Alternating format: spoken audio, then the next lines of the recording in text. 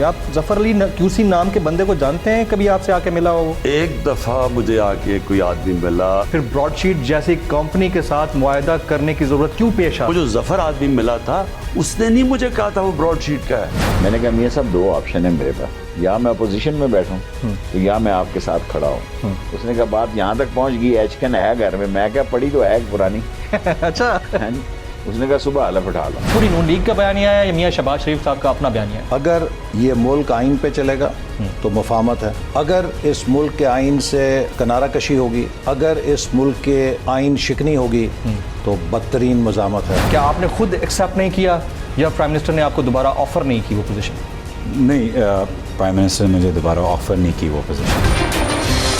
Check करें, aircraft Augusta. इतने crisis के बावजूद आपके पास कौन सा ऐसा मुआशी साइंसदान है जो हमारे पास यानी पाकिस्तान के पास नहीं है?